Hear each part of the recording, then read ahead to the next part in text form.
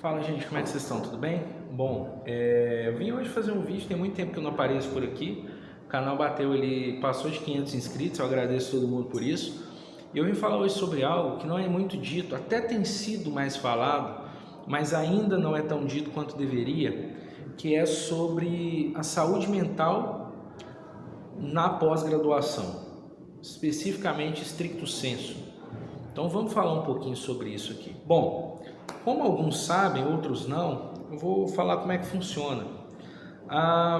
O mestrado, quando você entra no mestrado, você está entrando num programa de pesquisa, né, onde você tem um orientador, tem alguns colegas, né, de laboratório ali, você tem uma carga horária a ser cumprida de disciplinas, né, e você tem a sua pesquisa para conduzir. Você tem a sua pesquisa para conduzir, ou seja, você tem que estar sempre lendo artigos, você tem que estar sempre se atualizando, porque a pesquisa é sua, né? Provavelmente para alguns é a primeira vez na vida em que tem alguma pesquisa que está sendo conduzida por você mesmo. Então, complicado para quem nunca teve, né, esse contato ali na iniciação científica, por exemplo, que é durante a graduação que acontece. E o mestrado, ele passa uma sensação assim de que é tudo muito urgente por ser em 2 anos, né?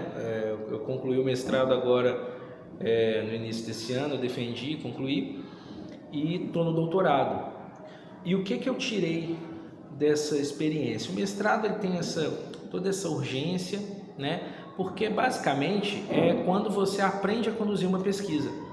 Você aprende a realmente ser um pesquisador. Então você vai aprender a buscar dados relevantes, né? Saber distinguir o que é relevante e o que não é. Você aprender ali já buscar num artigo, por exemplo, ao invés de você ficar lendo um artigo inteiro, você já saber ir direto ali, por exemplo, na metodologia para saber qual foi adotada. Você ficar de olho no N amostral, dependendo da pesquisa analisada, do artigo. Você já ir direto no que você precisa. Então o mestrado ele te treina muito para isso, para você estar pronto, né, estar apto a de fato conduzir pesquisas, tá preparado para saber como escrever um artigo, né, para passar aquilo ali que você desenvolveu na sua pesquisa para um artigo, patentes, né? Então você tem contato com várias coisas ali durante o mestrado que provavelmente durante a graduação você não teve. E isso tem um impacto nas pessoas nos pesquisadores, né? Porque enquanto você está fazendo tudo isso, e eu gostaria de fazer um adendo aqui, é o seguinte: você está fazendo tudo isso, muitas pessoas, muitas, tá? Não todas, obviamente, morando fora de casa, assim, né? Não com a família, então se mudam para uma cidade onde tem a universidade, onde vai fazer, ou, né, vai morar numa república, ou vai morar sozinho, enfim, é uma coisa puxada. Porque você tem que tomar, para muitas pessoas também é a primeira experiência fora de casa. Então você coincide essas duas coisas, olha, é puxado, tá? E aí, concomitante a tudo isso, que já parece muita coisa, né? Eu falei aqui, já parece muita coisa. Concomitante a tudo isso, você tem uma bolsa. Gente, tem uma bolsa que, claro, não é um salário mínimo, sabe? Claro, dependendo do mestrado a gente não tem trabalho braçal, tem uns que tem, tá? Tem que fazer muito trabalho de campo. Mas assim, uma bolsa de R$ 2.100, como é a da CAPES hoje, para o mestrado, é algo muito pouco. É pouco, né? É um valor muito baixo. Pelo que representa, entendeu? Pelo que se cobra. Então, se você está num mestrado, dificilmente, mesmo a CAPES tendo flexibilizado agora para você trabalhar, dificilmente, isso eu estou falando dificilmente porque tem áreas em que talvez seja possível conciliar, mas dificilmente, se é numa área de pesquisa, onde você tem que estar no laboratório rodando experimento, você vai conseguir conciliar com o trabalho mestrado, porque você está aprendendo a conduzir uma pesquisa, a fazer uma pesquisa, de verdade. Você está aprendendo. O mestrado é feito para você dominar aquele assunto. Então, você não tem tempo para poder trabalhar, fazer o mestrado, fazer uma outra coisa. Não dá tempo. E aí você pega toda essa urgência, todos esses pontos que eu expus aqui, e soma isso a uma bolsa de R$ 2.100. Claro, dependendo da cidade onde você vive, eu já vi até o Pirula falando isso, dependendo da cidade onde você vive, R$ 2.100 você consegue viver. Não dá para juntar dinheiro, não dá para passar por uma emergência, dependendo, mas você consegue viver. Por exemplo, eu vivo no interior de Minas. Na cidade onde eu vivo, já ficou um pouco complicado viver com esse valor. Já ficou um pouco mais puxado. Em cidades menores, talvez dê certo. Mas eu fico pensando, se você tem, por exemplo, uma bolsa CAPES de R$ 2.100 e precisa morar em Belo Horizonte. Se você não morar em uma república, dificilmente você vai conseguir se manter sozinho. Então, assim, esse é o cenário de um pesquisador hoje. Você tem que ser inovador, você tem que se dedicar exclusivamente, você tem que estar apto a conduzir uma pesquisa, você está aprendendo coisas que vão direcionar a sua carreira e você tem um salário de R$ 2.100. Eu te pergunto, você aí que está assistindo esse vídeo, se você mora no Rio de Janeiro, o que você faz com R$ 2.100 morando sozinho? O quê?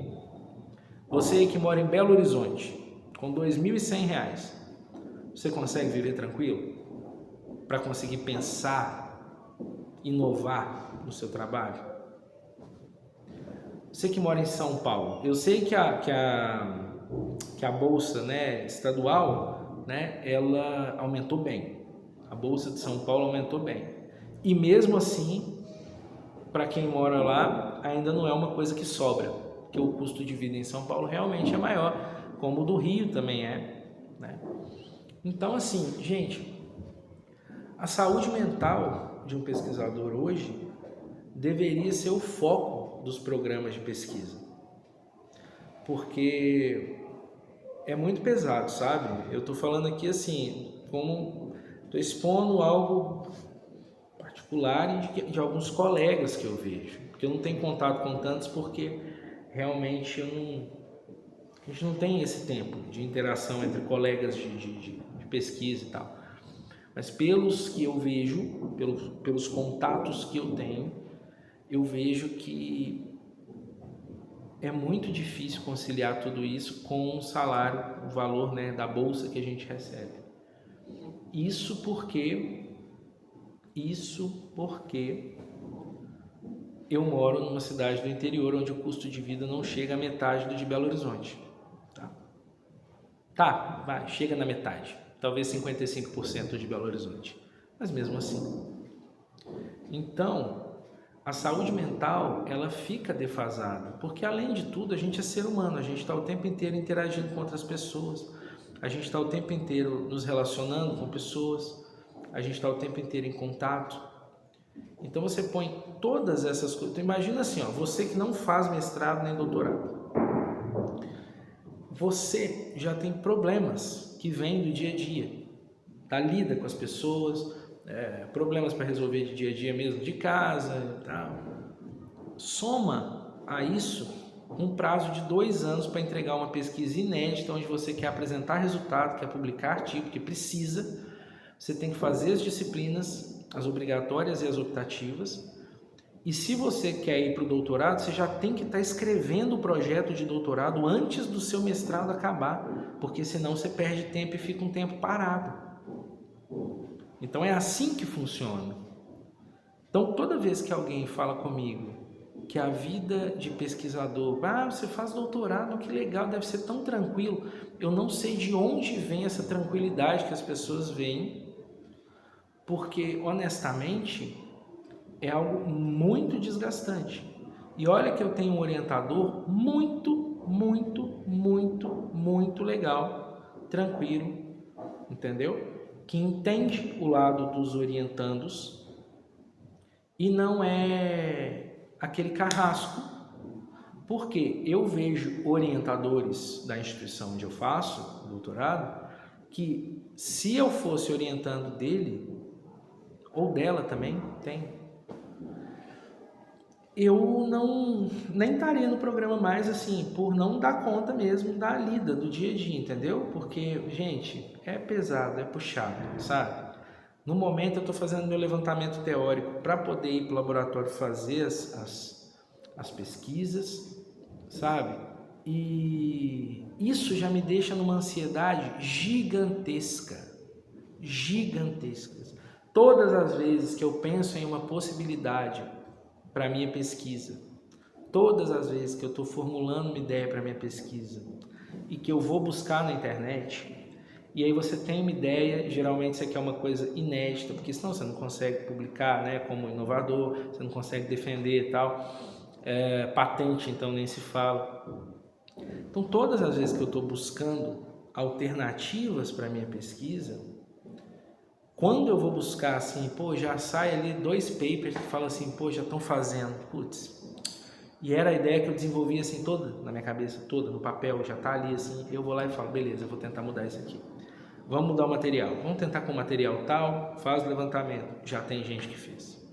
Ah, vamos tentar, faz o levantamento, já tem gente que fez. Isso quando não acontece igual aconteceu comigo no mestrado, de, pô, fiz o levantamento certinho, ninguém fez, tá, beleza. Até chegamos já a escrever a patente ali, já estava tudo certinho e tal. Vou fazer o teste e não é eficaz. Gente, isso dá uma tristeza. Porque aí faltavam os resultados, né? Quando a gente fez o negócio da patente, eu falei assim, eu já vou deixar tudo preenchido, vou vir com os resultados aqui só, colocar os resultados e tal. Eu esperava um resultado positivo, não veio. Aí tem que mudar a metodologia, aí você tem que mudar talvez o material. Eu mudei, no caso, um ácido que eu usei. E assim, você tem que estar inovando o tempo inteiro, você tem que estar pensando em alta performance, trabalhando em alta performance, com conta para pagar, sem renda. E eu ouvi de todo mundo que a vida do pesquisador é tranquila. E a pessoa vai e fala assim, ah, você faz, no caso, né, quando eu fazia o mestrado, ah, você faz mestrado, que legal, e você trabalha com o quê? Eu falo, então, mestrado. Não, mas aí você trabalha com o quê? Eu sou pesquisador, eu faço mestrado. E a pessoa não consegue entender. Então, assim, essa mentalidade a ser difundida ainda, né, sobre qual é o papel, qual é o trabalho de um pesquisador, né, de um doutorando, de um mestrando, seria muito importante, viu, gente? Então, assim, para você que faz, tente passar para as pessoas ao redor o que você faz, para as pessoas entenderem. Porque quando eu estive à beira de um colapso nervoso, certo? Próximo à minha apresentação para a banca da minha tese do mestrado, cara, a minha namorada foi quem entendeu o que estava rolando, entendeu por que eu estava assim, mas o restante cagou. O restante fala, pra que você tá assim, bicho? Não, pelo amor de Deus, é só mestrado. Só mestrado. Então, assim, a minha namorada acompanhou, ela sabe que eu estava passando, como eu fiquei. Né? Então, assim, ela estava ali, ela me deu o apoio e tal, e eu consegui. Realmente foi o que me deu aquela segurada. Porque eu estava tendo crises assim, de ansiedade absurdas, sabe? De pânico. Porque eu pensava, eu tinha feito processo seletivo para o doutorado. E eu passei. E eu pensava, putz, se eu não passar no mestrado, cara, se não aceitarem, se não der certo, o que eu vou fazer? Eu não vou poder entrar no doutorado, eu vou ter que ficar 1 ano parado para depois tentar o doutorado de novo. Então, assim, a minha cabeça, gente, eu não dormia. Eu lembro de ter dia que eu tomei um remédio para dormir, e com o remédio, que geralmente o pessoal fala que apaga, eu dormi tipo 4 horas na noite. Então, não tem nada de leve na vida do pesquisador. Pelo contrário, a saúde mental da área de pesquisa deveria ser pauta dos programas de pesquisa. Deveriam ter auxílio para isso, pros pesquisadores, pros mestrandos, pros doutorandos, Sim, eu não estou falando para os mestrandos, para os doutorandos, mas whatever, né? Então, assim, deveria haver esse auxílio psicológico para essa turma, porque, gente, as inovações vêm daí. A maior parte das inovações vem daí.